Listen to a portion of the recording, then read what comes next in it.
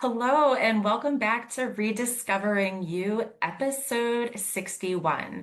Today, I am so excited to have a conversation with the amazing Abigail Gagnon. Abigail is the host of a podcast that I recently discovered. It's called BeYOUtiful Legacy. And Abigail is somebody that is living with a chronic illness and she identifies as a spoonie, which, if you don't know what that means, don't worry. We're going to talk about that in a moment. But she has had to rediscover what her life's meaning and what her purpose is with the limitations that are imposed due to having a chronic illness. And so I am really humbled and also excited to have this conversation with you, Abigail. Thank you so much for being here. Yeah, of course. Thanks so much for having me. Great. So, as I mentioned, you are somebody that calls yourself a spoonie, and I'm relatively new to this terminology and I didn't know what it was. So, can you please explain for somebody that's never heard that before? What does that mean? Yeah, of course. There have been so many people that either have guested on their podcast or have listened and been like, I never heard of the spoon theory or what a spoonie was. And I'm like, I love it. Like, that's a big, reason. Like, I want to raise awareness for it. So I probably am going to slightly butcher it. I don't remember what the person's name is. I probably should, but somebody wrote a blog post about explaining the chronic illness, mental health, how we often will have less spoons or it takes more spoons to do something. So for instance, say whoever's listening is, a relatively healthy person and you wake up with 5 spoons and I wake up with 5 spoons as a chronic illness person.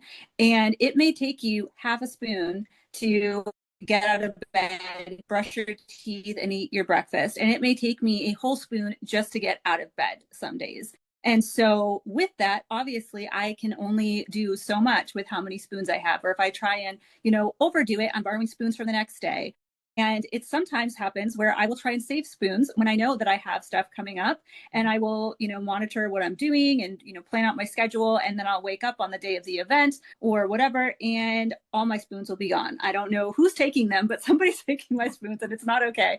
And so that's kind of basically what it is. It's basically trying to help people visualize what it's like to be chronically ill and what it's like to have like an invisible illness. And it may look, I may look healthy, but there are days where I can do something, and having a dynamic disability, I think, is really hard when some days I can do something, other days I can't. People that follow me, are friends with me, they may be like, oh, I saw you had, a drink in your hand in this photo, or, you were out and you were watching fireworks and you have migraines. How can you do that? Or whatever. And it's like, yeah, that day I was okay. But you also didn't take into consideration that I drank so much electrolytes as well. And I also made sure that I ate more than maybe somebody that's not chronically ill. I wore my loop earplugs while we were watching fireworks. Like, there's just so many things that go into it that I think that the spoon theory is really helpful to help kind of explain a little bit of what it looks like. That's a really helpful visualization too. Like to just imagine in your mind that you have a certain amount of spoons and these spoons represent units of energy and you are going to go through them. So that's super helpful. Thank you for explaining that. If you wouldn't mind sharing, can you share a little bit about your own personal chronic illness and what it does to your personal energy levels or your physical abilities? Yeah, absolutely. So I am 31. And so about half my life, I've been living in constant pain. So when I started my period, my cycle around, I think I was 14, I started getting migraines like around that and bad headaches and whatever. And then sometimes I would get like ice pick migraines where like on my eyebrow bone, it would just really, really hurt. And then it would go away after a few minutes. And I didn't know that was a migraine. I just thought, oh my gosh, my eyebrow bone like really hurts. And like people are like, I don't know, that doesn't make any sense. That's weird. You're Yeah. weird. But anyways, and then around there, I also started losing a ton of weight, was really, really tired all the time. I was cold. There was a lot of different things that was happening. I was losing a lot of hair. And I discovered, like, after many tests and things, that I have a rare thyroid condition. It's central hypothyroidism. And so it took a while to figure out that was what that was. And so since then, I've been on not migraine, thyroid medication. And also around that time, I started my kneecaps started coming out of place. I have long ligaments in my knees. And so like sometimes if I bend my knees, it will just lock, or like in my sleep, I'll, sleep with my legs bent and I will stretch my leg in my sleep and I'll wake up in like excruciating pain because Mhm. the kneecap like Yeah, it's painful. And I also have really flat feet, which we discovered around the same time. So I have to have lifts in my shoes. And then I think I was 15, maybe 16. I had somebody back into me while playing badminton, and I was like not paying attention, and my feet came out from under me, and I fell on like a couple inch high rock and broke my tailbone at like a 90-degree angle. So since then, I've had back pain, Mhm. but I also have scoliosis and have degenerative discs and the flat feet and the knee issues and whatnot. So I would have had constant back pain at some point in my life, but probably not as a teenager. And so all of that just, it was tough, but I continued to push through. I taped my knees when I was working. I wore a back brace at all the things. I worked in food service, which is a very, grueling job on your body. And I wore lifts in my shoes and whatnot. And then back in like 2015, 2016, I started what I thought was getting the stomach flu all of a sudden, like all the time. And I'm like, this doesn't make any sense. I've ever gotten the stomach flu in my life. And unfortunately, some people in my life thought that I was lying and thought that I was just going out and drinking and having hangovers. And I'm like, you know me, that's not the type of person I am. Even when I would drink more, like I never did that. Like I had one hangover in my life and I still came to work. Like I'm not the type, I did it to myself. I'm not going to not come into work because I, did that to Yeah. myself. Anyways, and so I kept getting, going to the doctors. They're like, oh, well, maybe it has to do with your cycle. We're going to put you on birth control. We're going to do this. We're going to do that. And then like, oh, well, maybe it's an inner ear issue. Do physical therapy. We're going to do all this stuff. They put me on different meds. Nothing worked. It would work temporarily, but then it wouldn't work. And it wasn't until 2019 that I saw a migraine specialist. And Mhm. she was like, this is all migraine related. Like you can get silent migraines without getting the pain. And so I was dealing with dizziness and aphasia and blacking out and all this stuff that I had no idea was a migraine. And so now I get shots for my migraines every few months. I was one of the first people to take this particular shot. It's called a Jovi. And when I started being given it, I was like one of the first people, and they're like, oh, well, this is going to be kind of expensive. You can also try Botox if you want. But for now, because you're one of the first patients to take it, you'll basically get it for free. So for the first, I think 1 or 2 years, I got it relatively inexpensively, which is really awesome. But now it's like really expensive, but it's been really helpful. Like I take it every few months, and on the months that I take it, it's still pretty bad because like the wear off time and then right after it's not good. And then also around my cycle. So that month, it's like 3 weeks of like just kind of feeling like crap. But because I do it every few months, I then have 2 months where I feel relatively okay for me. And so that has been super, super helpful. But it was really hard when I didn't know what was wrong with me. I had people doubting, you've changed. And I'm like, I haven't changed. I don't know what's wrong with me. Like, I'm scared. I don't know what's going on. And so that was really tough. And then I had to leave what I was doing for work because I'm like, obviously, I can't handle this. Mhm. And then I started working at a contact center, but I didn't know it was migraines. So trying to learn a bunch of new things because it was at a bank Mhm. and not being good at math and having to learn all this stuff. And a lot of it's done for you, but still. And then also being on computers and having fluorescent lights. Like I had no idea that all of those were going to make it 10 times worse. Like I had to put people on mute sometimes and like be puking at my desk. And it's just, it was so bad. It was so bad. But I just kept pushing. And unfortunately, also with that, because I pushed myself and I kept working through it, and I would, just not call out because I'm like, this is a new job. I need the Mhm. money, whatever. When I tried to apply for disability after the fact, they were like, oh no, you worked too much during when you're saying that you're sick. And so we believe that you could actually do more than you said you could. But they didn't take into consideration that I probably shouldn't have been driving. Right. It's praise God, I did not get into an accident because there were times where I was so dizzy and I'd have to pull around the side of the road and like puke, Mhm. and just was so sick and it wasn't safe. And it's really tough when things like that, like I said, a dynamic disability where there are some days where I could probably hold a job, but it wouldn't be fair to an employer to be like, hey, every few months for 3 weeks, I can't work.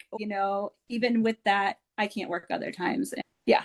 So that's a very Wow. long version, I guess. There's a lot No, there. thank you for sharing all of that. And I just have so much heart for everything that you've been through and how much of a struggle that must have been.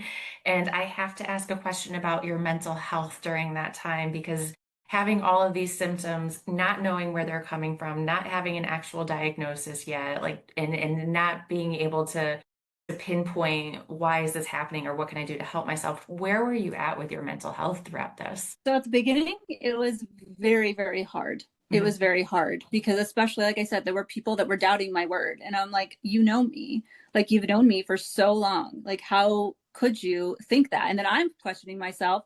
I'm, gaslighting myself, thinking maybe I'm not as sick as I actually am. But at the Mhm. time, also working in food service, thinking that you have the stomach bug, like you Mhm. can't work in food service when you're puking and you have the stomach bug. If I had known it was migraines, there are times where if I didn't have head pain, I probably would have pushed through knowing myself.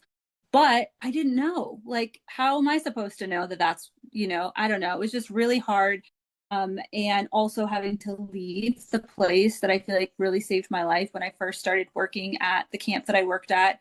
And I also worked at various restaurants, but the job that I kept like during that and then would work part-time at restaurants was a camp. And so during the summer, it was a summer camp, and then it was a conference center during the rest of the year. And that place like really saved my life in many ways. The people there, I was suicidal, and so having to leave that place, leave that safety net, and then also having the grief of, leaving that, which at the time I didn't realize it was grief. So I was like going through grief of changing and Mhm. not being at a place that I was basically lived at and was there almost every single day for many, many years was really hard. And then not knowing what was wrong with me. So I did have several months where I was, kind of depressed, and it wasn't good. But when I started to then realize like, hey, I feel like I'm spiraling back to where I was, so many years ago. I do not want to get there. I signed up for BetterHelp for a couple months, and that was really helpful. And then also I started an online community, and so kind of having like a purpose with that was really helpful. And so for a time it was really hard, and there are some days now where it's still really hard. Like my husband works a lot, and he loves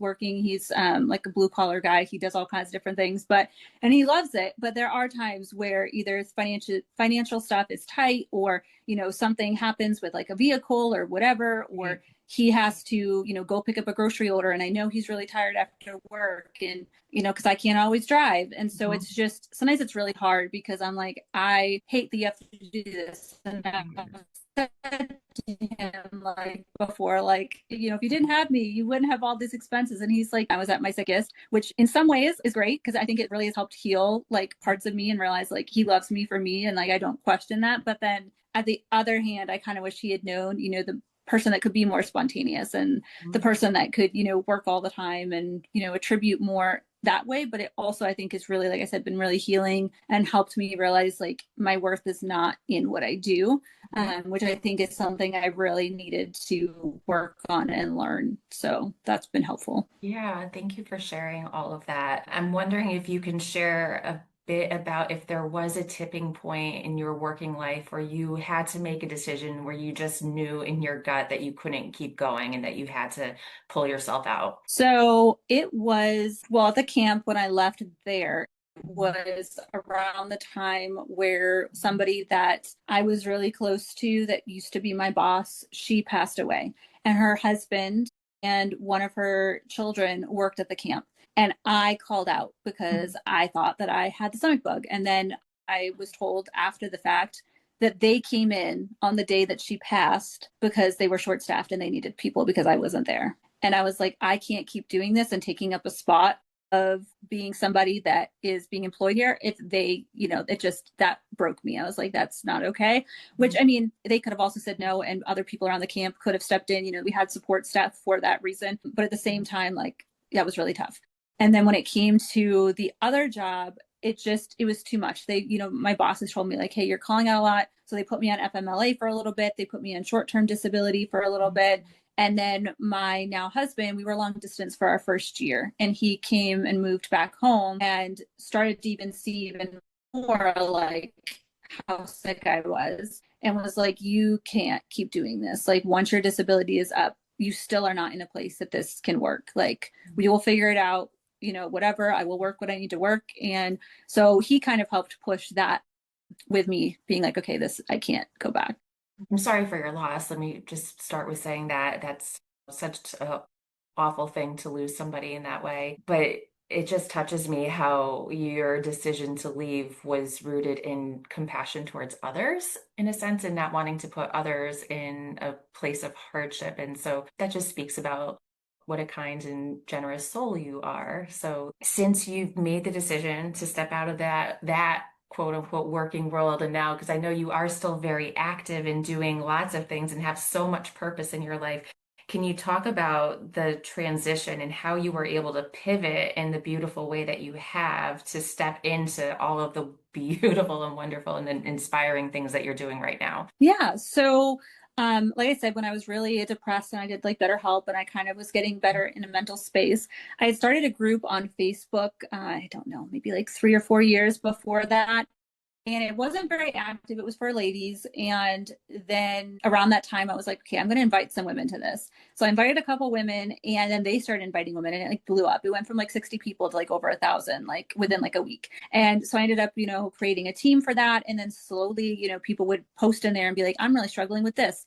And then someone would comment and be like, I'm really struggling with this too. So then I'd make like a messenger support group and, put them all together and be like, let's all, share what we're going through. So since then, there's many messenger support groups that have come from that, and I've got a large team. And we do generally during the fall and winter, we'll do monthly hangout calls with people like from all over the world, and we'll hop on Google Meet and we'll just chat for a couple hours. Some people will cook, some people will do their makeup, color, whatever, and we'll all just kind of hang out. Sometimes people will put themselves on mute and cut their camera off just because they want the company, and that has been really awesome to see. People just feel comfortable to be able to be themselves. And, there's been a couple times where at the beginning people will be like, oh, I just, roll out of bed. Is it fine if I show up? I'm like, if you've got pajamas on, I don't care. Like, show up. It doesn't matter. Like, come as you are. And so that's been really awesome to do that. And then it is, I'm a Christian. So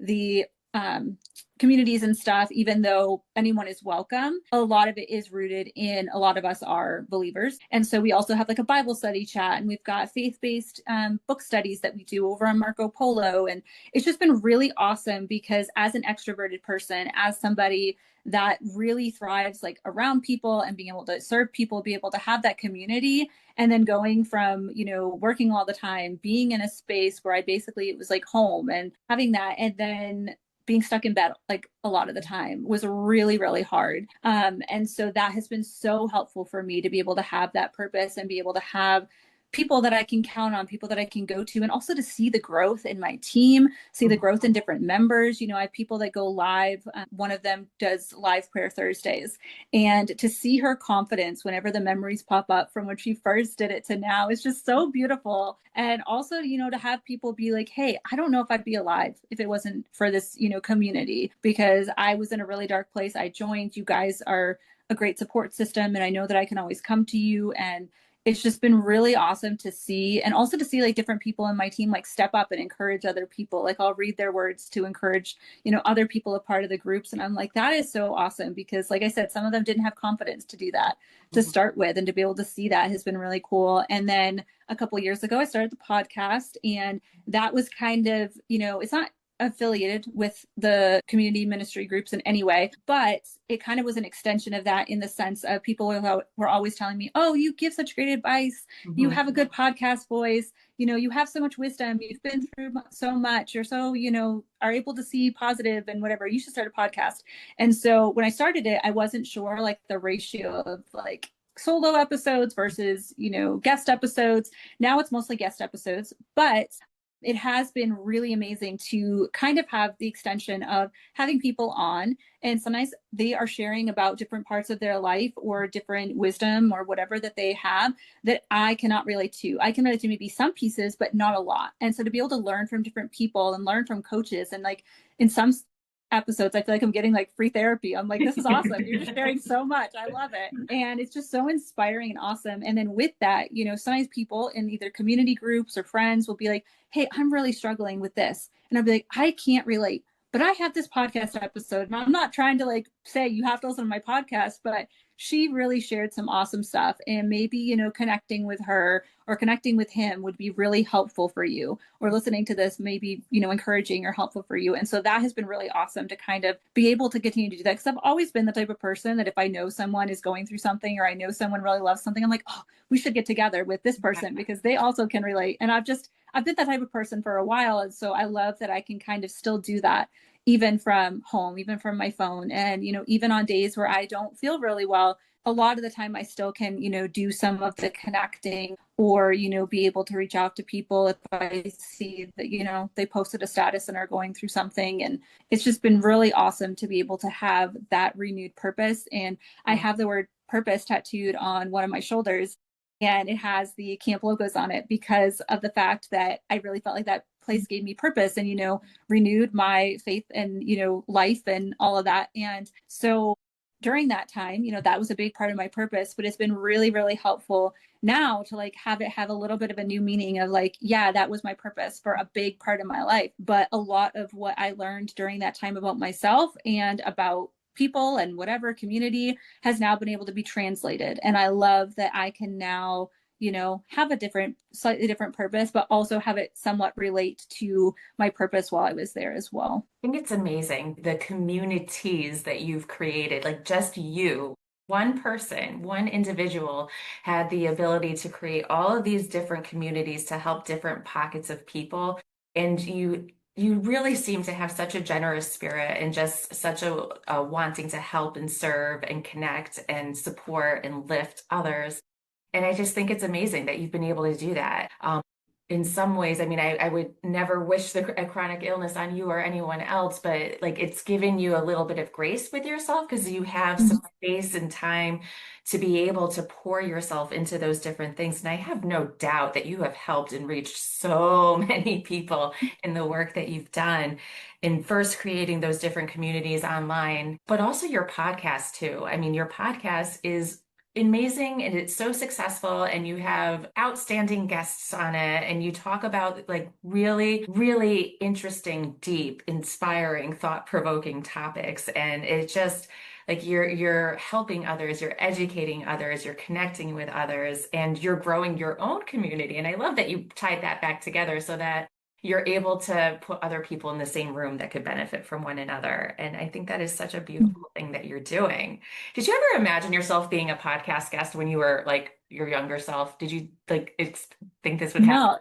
No, no, not at all. It's so interesting because as a really young kid, I wanted to be a singer. I wanted to be a songwriter. I wanted to be like big and famous, And I also wanted to be a writer and write books and whatever. And I feel like it's really interesting to see that some of that has shifted, but at the same time, it's like, yes, do I love being able to put myself out there? I love being able to guest on podcast episodes and, knowing that, 38 people in 38 different countries just with my podcast know who I am is kind of cool, but it's also kind of scary.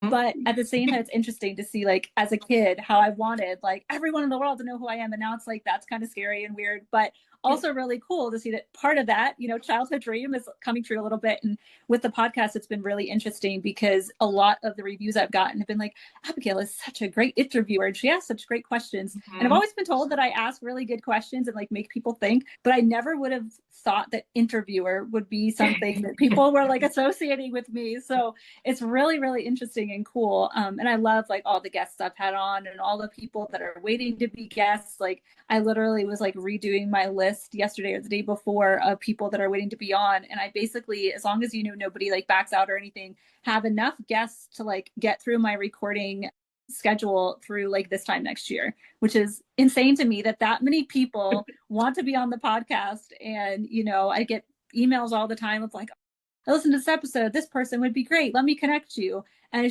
it's so cool to see that people like the podcast and they like what I bring to the table. And I try and make it as conversational as possible, but I also want to highlight the guests because like I said, they're giving me their time, and it's been so much fun. It's such an exciting journey. And yes, it's so cool. And I love that you've just been able to spiral out in the best possible way, and that all of these new connections that you've made and that people, yes, around the world know your name, know your face, know who you are. But that takes a good amount of courage for you too, to put yourself out there and to share yourself, and you're so authentic. Like you just very openly share what you're going through. Was that always easy for you? Like did that take some time to get confident in doing that? What has that been like for you?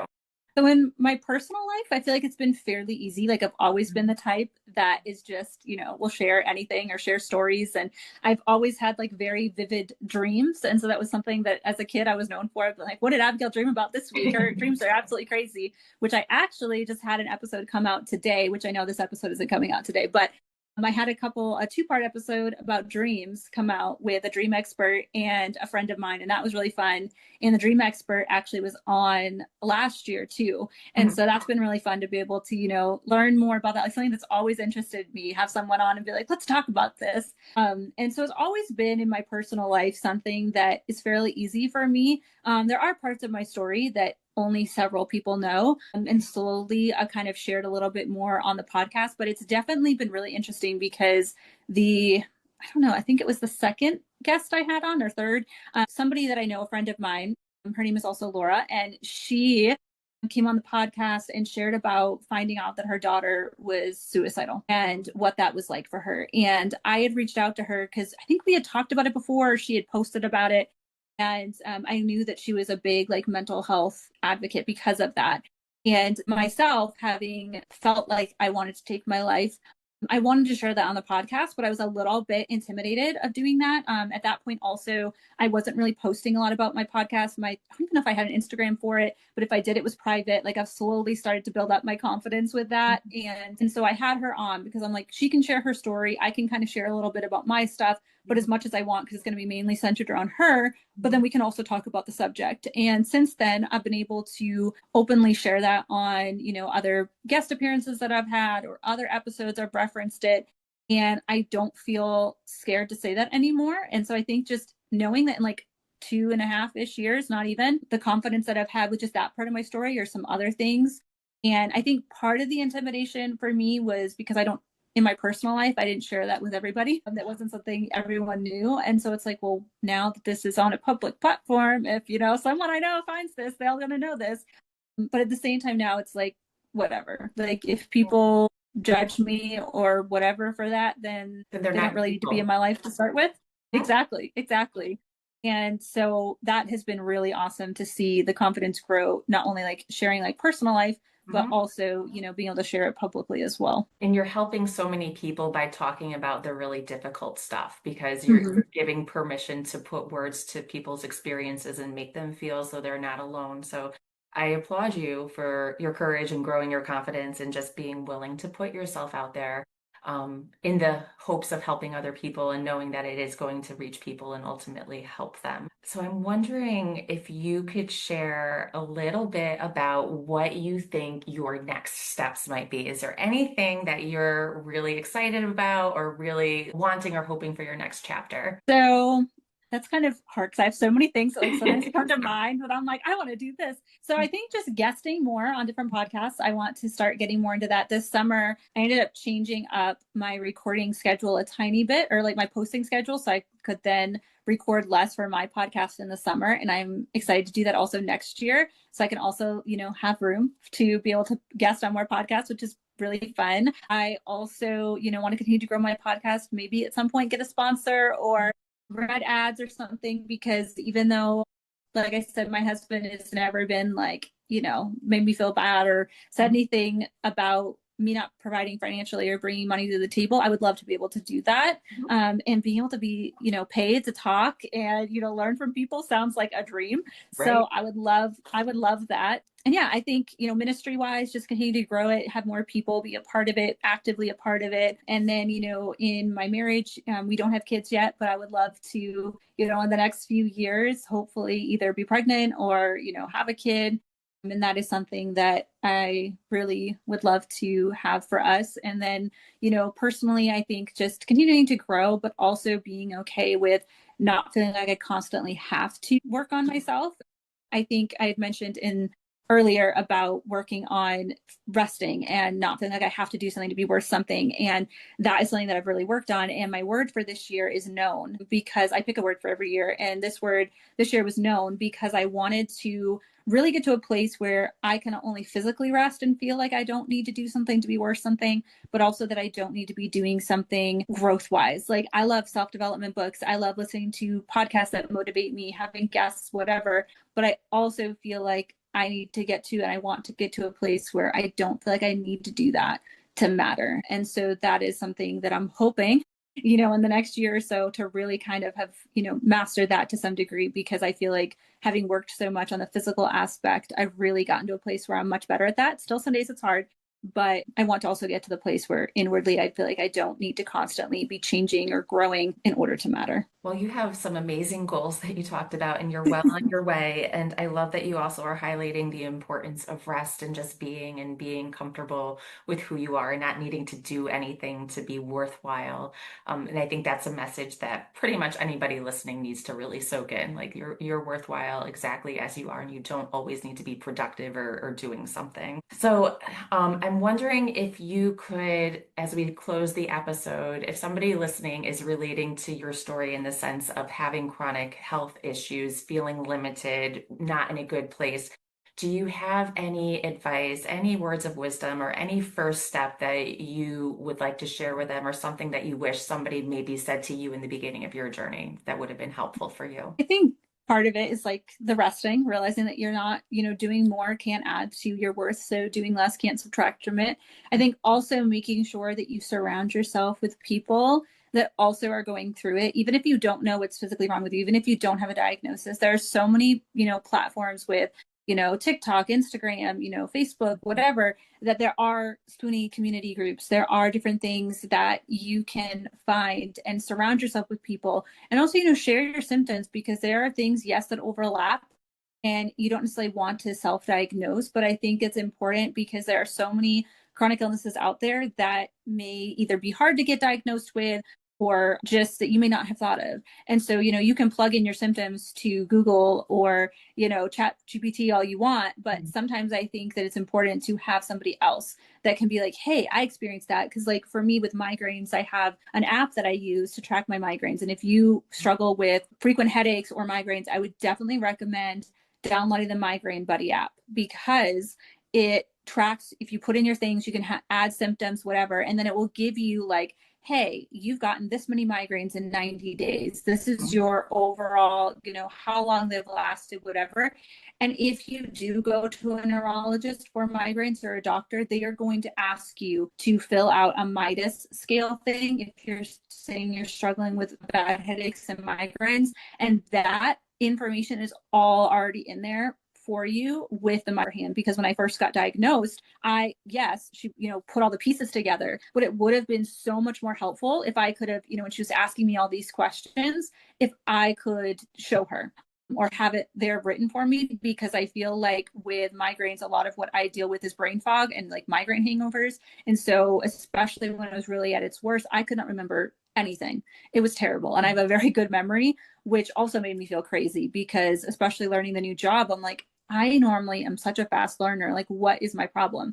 And so I would just, recommend finding people that can relate, find people that can, point you in the right direction. And, because there are people out there that will, share their stories and be able to help you.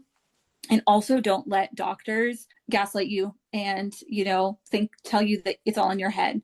Because yes, sometimes things might not be what we think they are if we're self-diagnosing ourselves, but also, the doctor's working for you. So it's okay to change doctors. If the doctor's not helping you, find another doctor. I know sometimes it's very hard to get into specialists, but call around and find what you need and get on, the wait list. If you Mhm. get an appointment and it's far out, make sure you're getting on that wait list, or the cancellation list rather, so that you can possibly get in sooner. Because, sometimes it's really hard to have doctors tell you that like, oh, this is on your head, or this is this and this is that. And yes, try what they're trying to, the direction they're trying to point you in sometimes, but sometimes it's not helpful. And so I think just realizing that the doctors work for you and you can, you're in control of your health when it comes to like what you're going to do for it. And also to not be afraid to try new things. Because, for me, there's a lot of pharmaceutical stuff that works, and there's also a lot of natural stuff that works. And so being able to combine those and find what works for me is really helpful. But if I was afraid to be like, oh, that's not going to work, that sounds ridiculous, I probably wouldn't have found some things that could be helpful for me. Yeah, absolutely. One more thing too, as far as apps go, the Visible app is also really, really helpful for those of us that are chronically ill. It tracks, you put your finger over the camera in the morning time. You can also get an armband and it will track throughout the day, but it will tell you what your pulses, and then it will also tell you your HRV, which is your heart rate, and you can also then put in your symptoms at night, and then it will tell you what your stability. So you like, hey, you are unstable. You have, you're decreasing in your sleep, or your symptoms are higher, or whatever. And it's really, really helpful, because I feel like it also helps me not to gaslight myself, because it will tell me your score is a 1 today. And I'm like, yeah, I know, I feel like crap. I was going to try and push myself, but thanks for telling me I need to take it easy. So that's another app I would recommend, is the Visible app. Yes. So my podcast Instagram is BeYOUtiful_Legacy, and that is spelled BeYoutiful. And the BeYOUtiful Legacy is also on Facebook, and it's on Threads. So I don't post as much on Threads. The Facebook is the same as the Instagram. I post to Instagram, but then it goes to Facebook. And then you can find it on all podcast platforms. It's literally on everything. It is technically on YouTube, but I really only post some clips sometimes. I don't post full episodes. So don't follow that if you're looking for full episodes, but it's on all the major platforms. It's also on like Castbox, Overcast, all the other like smaller ones as well. And so, yes, that's where people can find me. Yes. Actually, it actually comes up if you Google the podcast name. I don't know if it happens if you Google me, but if you Google the podcast name, I am like the top thing there. Yeah, absolutely. Thank you.